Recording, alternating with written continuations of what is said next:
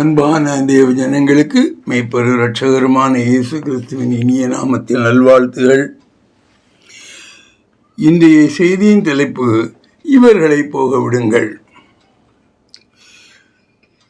இவர்களை என்றால் சீசர்களை போக விடுங்கள் என்று இயேசு சொன்ன அந்த காரியத்தின் அடிப்படையில் இந்த செய்தி இருக்கிறது.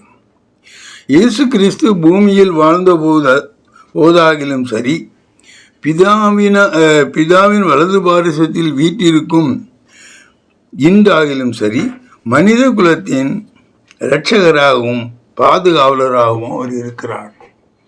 அவர் எங்கிருந்தாலும் சரி, அவர் எந்த நிலைமையில் எப்படி இருந்தாலும் சரி, அவர் எப்பொழுதுமே தன் சிருஷ்டிகளை, குறிப்பாக மனிதர்களுக்கு எந்த இன்னலும் வராமல் அவர் பாதுகாப்பவராக இருக்கிறார். இயேசு கிறிஸ்துவை அவருடைய அப்போஸ்தலர்களில் ஒருவனான யூதாஸ் காரியோத் காட்டிக் கொடுத்தான் என்று நாம் அறிந்திருக்கிறோம். இது எப்படி காட்டிக் கொடுத்தான் என்பதை நீங்கள் வாசிப்பீர்களேயானால் அதை மேற்கொண்டு நாம் தியானிப்பதற்கு வசதியாக இருக்கும். மத்தேயு 26:45 54 வரை வாசிப்பீர்களேயானால், பின்பு அவர் தம்முடைய சீஷர்களிடத்தில் வந்து, இனி நித்திரை பண்ணி இளைப்பாருங்கள். இதோ மனுஷகுமாரன் பாவிகளுடைய கைகளில் ஒப்பு கொடுக்கப்படுகிற வேலை வந்தது. என்னை காட்டிக் கொடுக்கிறவன் இதோ வந்து விட்டான், எழுந்திருங்கள், போவோம் என்றார். அவர் இப்படி பேசுகையில் 12 ஒருவனாகிய யூதாஸ் வந்தான். அவனோட கூட பிரதான ஆசாரியரும் ஜனத்தின் மூப்பரும் அனுப்பின திரளான ஜனங்கள் பட்டயங்களையும் தடிகளையும் பிடித்து கொண்டு வந்தார்கள். அவரை காட்டிக் கொடுக்கிறவன், நான் எவனை முத்தம் செய்வேனோ அவன் தான், அவனை பிடித்துக் கொள்ளுங்கள் என்று அவர்களுக்கு அடையாளம் சொல்லி இருந்தான். உடனே அவன் இயேசுவினிடத்தில் வந்து, ரபி, வாழ்க என்று சொல்லி அவரை முத்தம் செய்தான். இயேசு அவனை நோக்கி, சிநேகிதனே, என்னத்திற்காக வந்திருக்கிறாய் என்றார். அப்பொழுது அவர்கள் கிட்ட வந்து இயேசுவின் மேல் கை போட்டு அவரை பிடித்தார்கள். அப்பொழுது இயேசுவோடு இருந்தவர்களில் ஒருவன் கை நீட்டி தன் பட்டயத்தை உருவி பிரதான ஆசாரியனுடைய வேலைக்காரனை காதர வெட்டினான். அப்பொழுது இயேசு அவனை நோக்கி, உன் பட்டயத்தை திரும்ப அதன் உரையிலே போடு.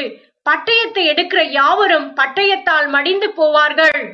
நான் இப்பொழுது என் பிதாவை வேண்டிக் கொண்டால் அவர் 12 லேகியோனுக்கு அதிகமான தூதரை என்னிடத்தில் அனுப்ப மாட்டார் என்று நினைக்கிறாயா?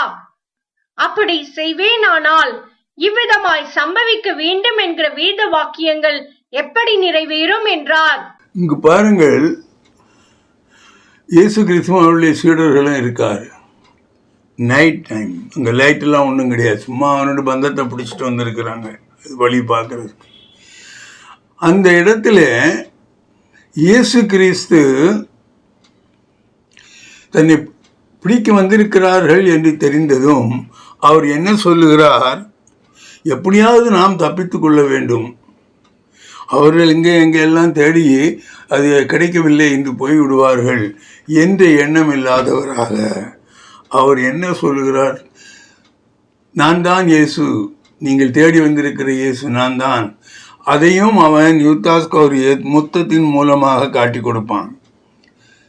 அவன் தான் சொல்லியிருக்கானே, என்னை முத்தம் செய்ததனால் நான் தான் இயேசு என்று உண்மையாக சொல்லுவார். அப்பொழுது மத்தேயு ஒரு காதை வெட்டுவான், அதை சரிப்படுவார். இதெல்லாம் தெரியும். இதுவரை நாம் வாசித்ததிலிருந்து இது இவ்வளவும் தெரியும் நமக்கு. ஆனால் அவருடைய குணத்தை பாருங்கள். அவர் அங்கே நிற்கிறார், அவரை தேடி வந்திருக்கிறார்கள், அவருடைய சீரர்களெல்லாம் நிற்கிறார்கள். ஒவ்வொருவருக்கும் தெரியும், அவர் கையில் மாட்டியாச்சுன்னா ஒன்றுலையோ பிடிச்சி அங்கே கொண்டு போயிடுவான், இல்லைன்னா அடிப்பானுங்க.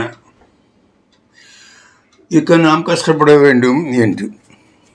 இன்னும் இயேசு கிறிஸ்து எப்படியாவது தப்பித்து தன்னை காப்பாற்றி கொள்ள வேண்டும் என்று நினைவில்லாமல் மாறாக எப்படியாவது தனது சீடர்களை காப்பாற்றி விட வேண்டும். அவர் என்ன சொல்ற, இயேசு கிறிஸ்து பிடிக்கத்தானே வந்திருக்கிற, நான் தான் என்ன, ஆனால் அவர்களை எல்லாம் விட்டு விடு. அந்த நடந்த காரியங்களுக்குள்ள தண்டனை அனுபவிக்க போகிறவன் நான். ஆகையால் அவர்களை எல்லாம் போக விடுங்கள்.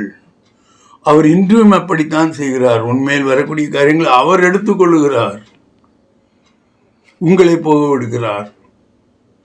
இதுதான் நடந்தது. இதை வாசிக்க யோவான் 18:1-9 வரை வாசிப்பீர்களேயானால், இயேசு இவைகளை சொன்ன பின்பு தம்முடைய சீஷருடனே கூட கெதரோன் என்னும் ஆற்றுக்கு அப்புறம் போனார். அங்கே ஒரு தோட்டம் இருந்தது. அதிலே அவரும் அவருடைய சீஷரும் பிரவேசித்தார்கள். இயேசு தம்முடைய சீஷருடனே கூட அடிக்கடி அங்கே போயிருந்தபடியினால் அவரை காட்டிக் கொடுக்கிற யூதாசும் அந்த இடத்தை அறிந்திருந்தான். யூதாஸ் போர் சேவகரின் கூட்டத்தையும் பிரதான ஆசாரியர் பரிசேயர் என்பவர்களால் அனுப்பப்பட்ட ஊழியக்காரரையும் கூட்டிக் கொண்டு பந்தங்களோடும் தீவட்டிகளோடும் ஆயுதங்களோடும் அவ்விடத்திற்கு வந்தான். இயேசு தமக்கு நேரிட போகிற எல்லாவற்றையும் அறிந்து எதிர்கொண்டு போய் அவர்களை நோக்கி, யாரை தேடுகிறீர்கள் என்றார். அவருக்கு அவர்கள் பிரதியுத்தரமாக, நசரேயனாகிய இயேசுவை தேடுகிறோம் என்றார்கள். அதற்கு இயேசு, நான் தான் என்றார். அவரை காட்டிக் கொடுத்த யூதாசும் அவர்களுடனே கூட நின்றான். நான் தான் என்று அவர் அவர்களிடத்தில் சொன்னவுடனே அவர்கள் பின்னிட்டு தரையிலே விழுந்தார்கள். அவர் மறுபடியும் அவர்களை நோக்கி, யாரை தேடுகிறீர்கள் என்று கேட்டார். அவர்கள் நசரேயன் ஆகிய இயேசுவை தேடுகிறோம் என்றார்கள். இயேசு பிரதியுத்தரமாக, நான் தான் என்று உங்களுக்கு சொன்னேனே. என்னை தேடுகிறதுண்டானால் இவர்களை போக விடுங்கள் என்றார். நீர் எனக்கு தந்தவர்களில் ஒருவனையும் நான் இழந்து போகவில்லை என்று அவர் சொல்லிய வசனம் நிறைவேறத்தக்கதாக இப்படி நடந்தது. இங்கு அவர் சொல்லுவார், நான் தான் என்று உங்களுக்கு சொன்னேனே.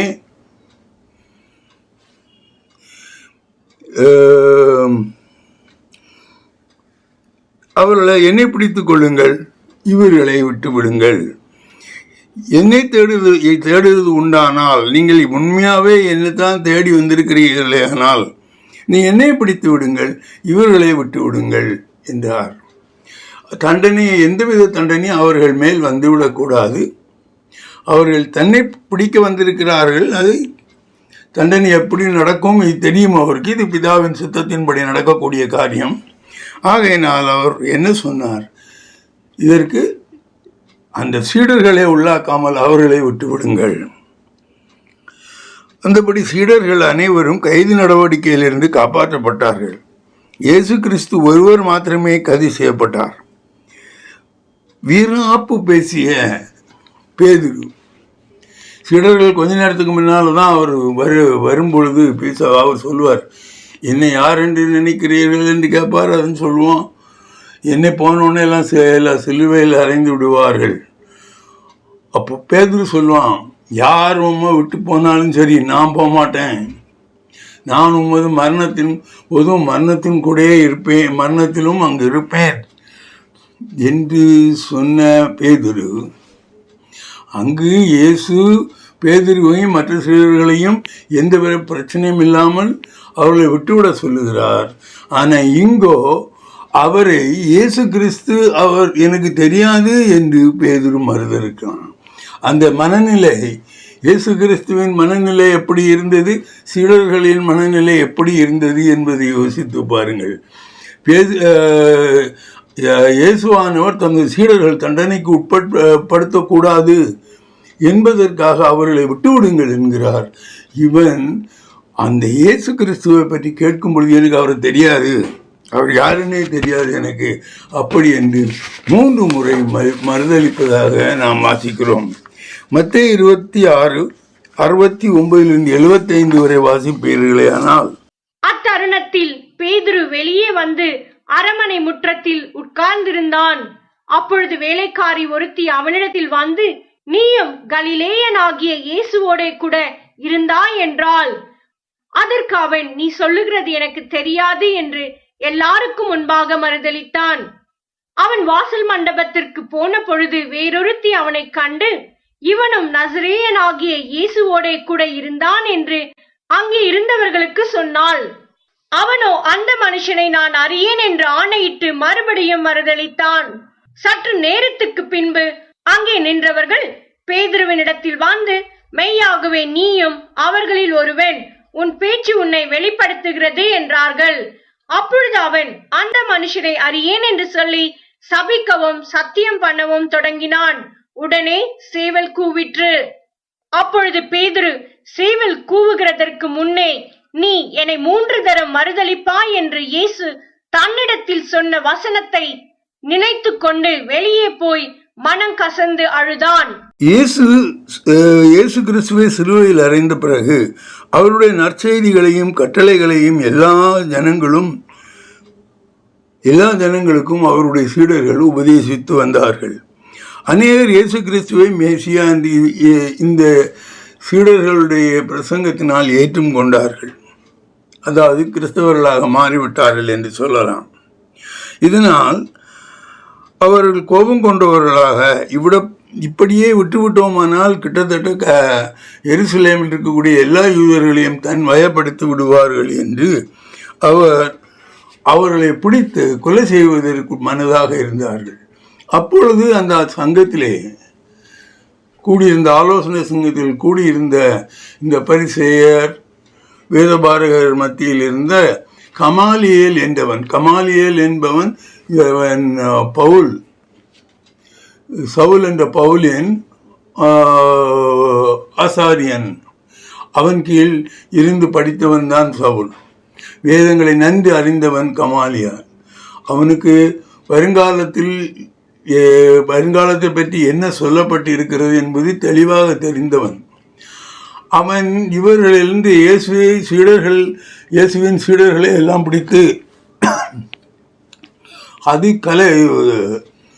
அவர்களெல்லாம் கைது பண்ணி கொண்டு விட வேண்டும் என்று சொல்லும் பொழுது அவன் சொன்ன ஆலோசனை என்ன சொன்னான் என்பதை அப்போஸ்தலர் 5:33-40 வரை வாசிப்பீர்களேயானால், அதை அவர்கள் கேட்ட பொழுது மூர்க்கமடைந்து அவர்களை கொலை செய்யும்படிக்கு யோசனை பண்ணினார்கள். அப்பொழுது சகல ஜனங்களாலும் கனம் பெற்ற நியாயசாஸ்திரியாகிய கமாலியேல் என்னும் பெயர் கொண்ட ஒரு பரிசேயன் ஆலோசனை சங்கத்தில் எழுந்திருந்து அப்போஸ்தலரை சற்று நேரம் வெளியே கொண்டு போக சொல்லி சங்கத்தாரை நோக்கி, இஸ்ரவேலரே, இந்த மனுஷருக்கு நீங்கள் செய்ய போகிறதை குறித்து எச்சரிக்கையாயிருங்கள். ஏனென்றால் இந்நாட்களுக்கு முன்னே தெயுதாஸ் என்பவன் எழும்பி தன்னை ஒரு பெரியவனாக பாராட்டினான். ஏறக்குறைய 400 பேர் அவனை சேர்ந்தார்கள். அவன் மடிந்து போனான். அவனை நம்பின அனைவரும் சிதறி அவமாய் போனார்கள். அவனுக்கு பின்பு குடிமதிப்பின் நாட்களிலே கலிலேயன் ஆகிய யூதாஸ் என்பவன் எழும்பி தன்னை பின்பற்றும்படி அநேக ஜனங்களை இழுத்தான். அவனும் அழிந்து போனான். அவனை நம்பியிருந்த அனைவரும் சிதறடிக்கப்பட்டார்கள். இப்பொழுது நான் உங்களுக்கு சொல்லுகிறது என்னவென்றால், இந்த மனுஷருக்கு ஒன்றும் செய்யாமல் இவர்களை விட்டு விடுங்கள். இந்த யோசனையும் இந்த கிரியையும் மனுஷரால் உண்டாயிருந்ததானால் ஒழிந்து போம். தேவனால் உண்டாயிருந்ததே ஆனால் அதை ஒழித்துவிட உங்களால் கூடாது. தேவனோடே போர் செய்கிறவர்களாய் காணப்படாதபடிக்கு பாருங்கள் என்றான்.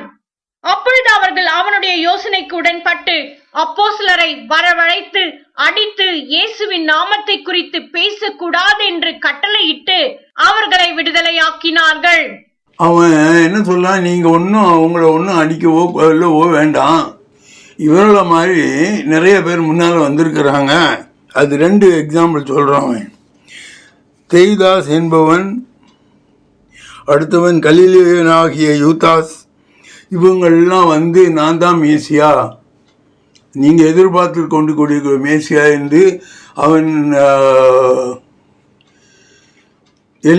தன்னைத்தானே பிரகடனப்படுத்தி எல்லோரையும் என்னிடம் வாருங்கள் என்று அழைத்தான். இயேசு செய்தது போல அவன் செய்திருக்க வேண்டும். ஆகையினால் அவர்கள் இறந்தவுடனே அவனை சார்ந்திருந்தவர்கள் அத்தனை பேரும் சிதறடித்து ஓடிவிட்டார்கள். ஆனால் அவன் என்ன சொல்லுகிறான், மனிதனின், அதாவது இயேசு என்கிறவன் மனிதகுமாரன், அதாவது தேவனுடைய குமாரனா இல்லாமல் ஒரு மனிதனாக இருந்து இப்படி ஆள்களை கூட்டி இப்படி பிரசங்கித்து கொண்டு இருப்பானால் அவனை சார்ந்திருக்கக்கூடிய எல்லோரும் ஓடி போவார்கள். ஒருவேளை உண்மையிலேயே இது தேவனுக்கு சித்தமான செயலாக இருந்தால், அவன் தேவனுடைய குமாரனாக இருந்தால், நீங்கள் தேவனுக்கு எதிராக நீங்கள் போரிட முடியாது, அவனை நீங்கள் ஒன்றும் செய்ய முடியாகவே அவர்களை விட்டுவிடுங்கள். அந்த யோசனையை அவர்கள் அங்கீகரித்தார்கள் என்று சொல்லப்பட்டிருக்கிறது. நியாய சாஸ்திரி கமாலியலின் ஆலோசனையை ஏற்றுக்கொண்டு அப்போஸ்தலரை அங்கிருந்து போகவிட்டார்கள். என்றாலும் அப்போஸ்தலர் தோமாவின் பிரசங்கத்தினால் கரமடைந்து அவனை கல்லறிந்து கொண்டார்கள். யோசேப்பு யோவானின் சகோதரனை ராஜா வாளால் வெட்டி கொண்டான் என்றெல்லாம் வாசிக்கிறோம். மற்ற அப்போஸ்தலர்களும் தங்களுடைய ஊழிய காலங்களில் ஊழியம் செய்து கொண்டிருக்கும் பொழுது அவர்கள் இயேசு நிமித்தம் ஒவ்வொருவரும் மரித்தார்கள். ஆனால் இயேசுவை பின்பற்றிய யாரும் அதிலிருந்து பிரிந்து ஓடிப்போகவோ அதை விட்டுவிடவோ இல்லை. எப்படி அந்த இவன் தேயுதாஸ் என்பவனை போலவும் கலிலிய யூதாஸை போலவும் உள்ளவராக இயேசு கிறிஸ்து இருந்திருந்தால் அது இந்த கிறிஸ்தவ மதம் நிச்சயமாக ஏற்பட்டிருக்காது. இது அப்பொழுதே அழிந்து போயிருக்கும். இயேசு கிறிஸ்து தன்னை காட்டிக் கொடுத்தவனையும் மற்ற சீடர்களையும் யூத குருமார்களின் கையில் இருந்து விடுவித்தார். இது இவர் 2ஆம் ஆதாம் என்று சொல்லப்பட்டிருக்கிறவர். 2ஆம் ஆதாமாகிய இயேசு கிறிஸ்து தன்னையே ஈடாக வைத்து மற்றவர்களை காப்பாற்றினது போல 1வது ஆதாம் செய்யவில்லை. அவன் தன்னை காப்பாற்றிக் கொள்ளும்படி அவன் என்ன செய்து கொண்டான்? அவன் காரியங்களை சொல்லி தன்னை காப்பாற்றிக் கொண்டான். மற்றவர்களை பற்றி அவன் கவலைப்படவில்லை. ஆதியாகமம் 3:9-19 வரை வாசிப்பீர்களே. ஆனால் அப்பொழுது தேவனாகிய கர்த்தர் ஆதாமை கூப்பிட்டு, நீ எங்கே இருக்கிறாய் என்றார். அதற்கு அவன், நான் தேவரீருடைய சத்தத்தை தோட்டத்திலே கேட்டு நான் நிர்வாணியாய் இருப்பதினால் பயந்து ஒளித்துக் கொண்டேன் என்றான். அப்பொழுது அவர், நீ நிர்வாணி என்று உனக்கு அறிவித்தவன் யார்? புசிக்க வேண்டாம் என்று நான் உனக்கு விலக்கின விருட்சத்தின் கனியை புசித்தாயோ என்றார். அதற்கு ஆதாம், என்னுடனே இருக்கும்படி தேவரீர் தந்த ஸ்திரீயானவள் அவ்விருட்சத்தின் கனியை எனக்கு கொடுத்தால் நான் புசித்தேன் என்றான். அப்பொழுது தேவனாகிய கர்த்தர் ஸ்திரீயை நோக்கி, நீ இப்படி செய்தது என்ன என்றார். ஸ்திரீயானவள், சர்ப்பம் என்னை வஞ்சித்தது, நான் புசித்தேன் என்றாள். அப்பொழுது தேவனாகிய கர்த்தர் சர்ப்பத்தை பார்த்து, நீ இதை செய்தபடியால் சகல நாட்டு மிருகங்களிலும் சகல காட்டு மிருகங்களிலும் சபிக்கப்பட்டிருப்பாய். நீ உன் வயிற்றினால் நகர்ந்து உயிரோடு இருக்கும் நாளெல்லாம் மண்ணை தின்பாய். உனக்கும் ஸ்திரீக்கும் உன் வித்துக்கும் அவள் வித்துக்கும் பகை உண்டாக்குவேன். அவர் உன் தலையை நசுக்குவார், நீ அவர் குதிங்காலை நசுக்குவாய் என்றார். அவர் ஸ்திரீயை நோக்கி, நீ கர்ப்பவதியாய் இருக்கும்போது உன் வேதனை மிகவும் பெருக பண்ணுவேன். வேதனையோடே பிள்ளை பெறுவாய். உன் ஆசை உன் புருஷனை பற்றி இருக்கும், அவன் உன்னை ஆண்டு கொள்வான் என்றார். பின்பு அவர் ஆதாமை நோக்கி, நீ உன் மனைவியின் வார்த்தைக்கு செவி கொடுத்து புசிக்க வேண்டாம் என்று நான் உனக்கு விலக்கின விருட்சத்தின் கனியை புசித்தபடியினாலே பூமி உன் நிமித்தம் சபிக்கப்பட்டிருக்கும். நீ உயிரோடு இருக்கும் நாளெல்லாம் வருத்தத்தோடே அதன் பலனை புசிப்பாய். அது உனக்கு முள்ளும் குறுக்கும் முளைப்பிக்கும். வெளியின் பயிர் வகைகளை புசிப்பாய். நீ பூமியிலிருந்து எடுக்கப்பட்டபடியால் நீ பூமிக்கு திரும்பும் மட்டும் உன் முகத்தின் வேர்வையால் ஆகாரம் புசிப்பாய். நீ மண்ணாயிருக்கிறாய், மண்ணுக்கு திரும்புவாய் என்றார். தேவன் வருகிறார், இவனை தேடுகிறார், இவன் போய் ஒழிச்சுக்கிறான். அப்பொழுது அவர் கேட்கிறார், உன்னை ஏண்டா ஒழிச்சு இருக்கானா? நான் நிர்வாணியாக இருக்கிறேன். உன்னை நிர்வாணின்னு சொன்னது யார்? அங்கு 2 பேர் தான் இருந்தாங்க, ஆதாம், ஏவாள், தேவன். இந்த 3 பேருக்குள்ளே தான் நடந்த சம்பாஷணை. அதில் தேவன் நிர்வாணிங்கிற வார்த்தையை உபயோகப்படுத்தவில்லை. அப்படி என்றார். நிர்வாணி என்று சொன்னவன் யார் என்று கேட்கிறார். அதிலிருந்து இவன் மற்றவனுக்கு அடிமையாகி போனான் என்பது தெளிவாகிறது. இனி அப்படி கேட்கும் பொழுது இவன்கிட்ட ஆதாம்கிட்ட, ஏண்டா நீ இந்த மாதிரி பழத்தை சாப்பிட்டான்னு சொல்லும்போது அவன் சாரி நான் தெரியாமல் செய்துட்டேன்னு சொல்லியிருந்தால் அங்கு ஒரு வேளை மன்னிப்பு கிடைச்சிருக்கலாம். அதற்கு ஆதாம் என்ன சொன்னான்? நீர் என்னோடு இருப்பதற்கு கொடுத்த இந்த ஸ்திரீ அதை பறித்து சாப்பிட்டுட்டு எனக்கு கொடுத்தா நல்லா இருந்து சாப்பிடுங்கன்னு சொன்னால் ஆனனால் நான் சாப்பிட்டேன். இனி ஸ்திரீட்ட கேட்குறார் பாருங்க, ஒவ்வொருத்தரும் தன்னை காப்பாற்றி கொள்கிறார்கள். இயேசுவை கம்பேர் பண்ணி பார்க்கணும் ஒவ்வொருத்தருமே. நீங்கள் அவர் தன்னை காப்பாற்றி கொள்வதற்காக எதுவுமே செய்யவில்லை. இன்றும் அப்படித்தான். அவர் பரலோகத்திலிருந்து அவருடைய கண்கள் உற்று நோக்குகின்றன. எப்பொழுது அவருடைய விசுவாசிகள் சோதனைக்குள் வருகிறார்களோ அங்கு அவர் வந்து இடை பெற்று நீங்கள் அதிலிருந்து விடுதலையாவதற்கான வழியை அவர் சொல்லிக் கொடுக்கிறார். ஆனால் இங்கு ஸ்திரீ என்ன சொன்னால், அந்த சர்ப்பம் கொடுத்தது, அது ப்ராமிஸ் எல்லாம் பண்ணிச்சது, ஆகையினால் நான் சாப்பிட்டேன். இது இவ்வளவையும் கேட்டு தெரிஞ்ச பிறகு தேவன் அவர்களுக்கு தண்டனை கொடுக்கிறார். அவனை சர்ப்பத்தை பற்றி என்ன சொல்லுகிறார்? நீ மண்ணிலே ஊர்ந்து செல்வாய், மண்ணையே தின்பாய். சர்ப்பத்தை நோக்கி, நீ இதை செய்தபடியினால் சகல நாட்டு மிருகங்களிலும் சகல காட்டு மிருகங்கள் சபிக்கப்பட்டிருப்பாய். நீ இவன் வயிற்றிலே நருந்து உயிரோடு இருக்கும் நாளெல்லாம் மண்ணை தின்பாய். அது பிறகு உனக்கும் ஸ்திரீக்கும் உன் வித்துக்கும் பகை உண்டாக்குவேன். அவர் உன் தலையை நசுக்குவார், நீ அவர் குதிங்காலை நசுக்குவாய். தலையை நசுக்கிறாங்கிறது இன்ஸ்டன்ட் டெத். குதிங்காலை நசுக்கிறாய்ங்கிறது சிலுவை மரணத்தை இங்கே குறிப்பிடுவதாக இருக்கிறது. ஸ்திரியை நோக்கி, நீ கர்ப்பவதி ஆகி ஒரு குழந்தையை நீ பெற்றெடுக்கும் பொழுது மிகுந்த வேதனை உடையவளாக இருப்பாள். நீ எனக்கு செய்த இந்த துரோகம், அதாவது இந்த எல்லோரும் நினைத்து கொள்ள வேண்டும், ஒரு ஸ்திரீ தன்னுடைய பிரசவத்தின் போது அந்த வலி உண்டாகும் பொழுது ஆதாம் ஏவாள் செய்த அந்த ஒரு காரியம் நமக்கு ஞாபகம் வர வேண்டும். அதற்காக கொடுக்கப்பட்ட தண்டனை இது. சாத்தான் கொடுத்தான், இவள் சாப்பிட்டாள். இனி ஒரு காரியம் நான் முடிப்பதற்காக சொல்ல வேண்டும். யோனாவிடம் அவர் நினிவேக்கு போய் பிரசங்கம் பண்ணு, நினிவேலியே போகிறது, நீங்கள் எல்லாம் மனம் திரும்புகள்னு பிரசங்கம் பண்ணுன்னு யோனாவுக்கு கர்த்தர் சொன்னார். இவன் என்ன பண்ணான்? இவர் இப்படி தான் சொல்லுவார், அதை அழிக்கவே மாட்டார். நம்ம போய் சொல்கிறவன் தான் முட்டாளாகிட்டு வரணும்னு நினச்சிட்டு அவர் சொன்ன இடத்திற்கு இவன் போகலை. தர்ஷீஷ் என்ற இடத்திற்கு கப்பலை ஏறி கிளம்பிட்டான். ஆனால் அந்த கப்பல் பெரிய காற்றுக்குள்ளாக பெரிய அலைகளுக்குள்ளாக மாட்டிக்கொண்டது. அப்போதான் அந்த தலைவன் ஒவ்வொரு இடமும் கேட்கிறான், ஒவ்வொருவரும் நீங்கள் உங்கள் தேவனை நினைத்து ப்ரேயர் பண்ணுங்கப்பா, ஏன் இப்படி மாட்டிக்கிட்டோங்கிறது தெரிஞ்சால் சொல்லுங்க அப்படின்னு கேட்கும்போது யோனா நல்லா ஜம்முன்னு உட்காந்துக்கிட்டு, அவனுக்கு தெரியும், அவன் சொல்லிட்டான் உண்மையை. இஸ்ரவேலின் தேவனுக்கு வார்த்தையை மீறி நான் போகிறேன், நீங்கள் என்னத்தையும் கடலில் போட்டிங்கன்னா எல்லாம் சரியாக போயிடும் நின்றுணும் என்று சொன்னான். பாருங்கள், அவனை காப்பாற்றி கொள்வதற்காக போய் சொல்லலாம். சும்மா உட்காந்துருந்தானே எல்லாரையும் போல தான் நமக்கு வரும் அப்படின்ட்டு இருந்திருக்கலாம். அதை சொல்லல. அவன் என்னத்தையும் கடலில் போட்டுருங்கப்பா, அந்த சாபம் கடலில் போயிடும், நீங்கள் எல்லாம் பிழைச்சிக்கிடுவீங்க, சந்தோஷமாக இருங்க என்று சொன்னான். இதுதான் தேவனை நம்புகிறவர்களுக்கும் தேவனுடைய பரிசுத்த ஆவியானவரால்